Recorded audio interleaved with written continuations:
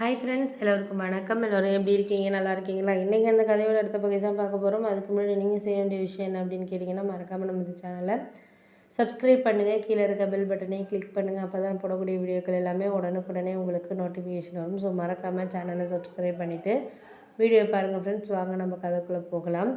நான் அடுத்த நாள் எல்லாமே ரெடி ஆகிட்டு அப்படின்னு சொல்லிட்டு எங்கள் அத்தைக்கிட்ட சொன்னேன். அவங்க சொன்னாங்க, ஏம்மா இவ்வளோ சீக்கிரம் ஏன் ரெடி பண்ண எல்லாத்தையும் அப்படின்னோடனே, இல்லைத்த நேற்று நைட்டு நீங்கள் தூங்கிட்டீங்க. அதுக்கப்புறம் தான் மாமி அடித்தாங்க. இது மாதிரி நாளை காலைல 7 மணிக்கெல்லாம் எல்லாம் கிளம்பிடுவோம். வேன் உங்களை அழைச்சிட்டு வரும்.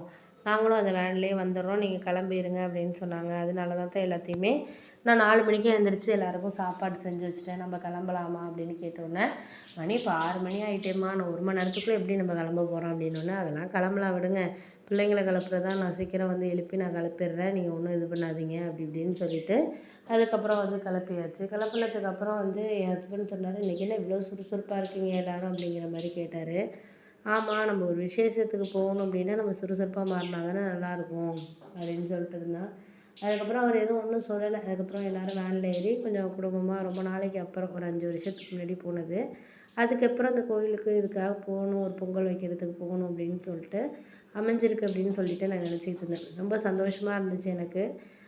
ஒரு நம்ம ஒரு விஷயத்தை எதிர்பார்த்து காத்திருந்தப்போ அது நடக்கும்ல, அது மாதிரி தான் எனக்கு இருந்துச்சு. ரொம்ப சந்தோஷமாக இருந்துச்சு. நான் அது மாதிரி 2, 3 நாளைக்கு ஊரில் இருக்க போகிறோம் அப்படிங்கிற ஒரு ஹாப்பிலேயே போனோம். பிள்ளைங்களுக்கும் அங்கே வீடெல்லாம் ரொம்ப பிடிச்சிருந்துச்சி. மாமி வீட்டில் பின்னாடி வயல் எல்லாமே இருக்கும்.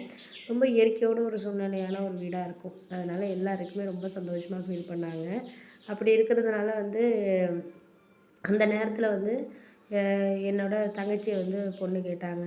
எனக்கு அந்தளவுக்கு விருப்பம் கிடையாது. ஏன்னா அந்த பையன் கொஞ்சம் சரியில்லை அப்படிங்கிற மாதிரி எங்கள் அத்தையே என்கிட்ட சொல்லியிருக்காங்க. அவங்க அம்மா எங்கள் மாமியோட தங்கச்சி.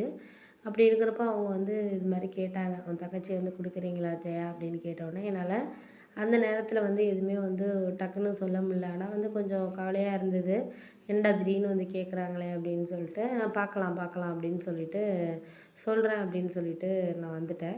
இருந்தாலும் எங்கள் அத்தையே சொல்லியிருக்காங்க, அந்த பையன் சரியில்லை, அவன் வேலைக்கெல்லாம் போகிறது கிடையாது, நிறைய சொத்து இருக்குது, இருந்தாலும் வேலைக்கெல்லாம் போகிறது கிடையாது, அந்தளவுக்கு சரி கிடையாதும்மா அந்த பையன் அப்படின்னு எங்கள் அத்தையை என்கிட்ட 2, 3 தடவை சொல்லியிருக்காங்க நாங்கள் பேசிக்கிட்டு இருந்த டைமில். அப்படி இருக்கிறப்ப நம்ம எப்படி அவங்களுக்கு கொடுப்போம் சொல்லுங்கள்? தெரிஞ்சு எப்படி கொடுக்க முடியும்? அதனால் எங்கள் அவங்களும் அக்காங்கிறதுனால மாமியும் சொன்னாங்க, இது மாதிரி நல்ல பையன், நிறைய இடம்லாம் கிடக்கு, சொத்தெல்லாம் இருக்குது அப்படி இப்படின்னாங்க. சரி சரி மாமி, நான் போயிட்டு அம்மாகிட்ட சொல்கிறேன், என்ன சொல்கிறாங்க என்னன்ட்டு கேட்போம் அப்படின்னு சொல்லிட்டேன்.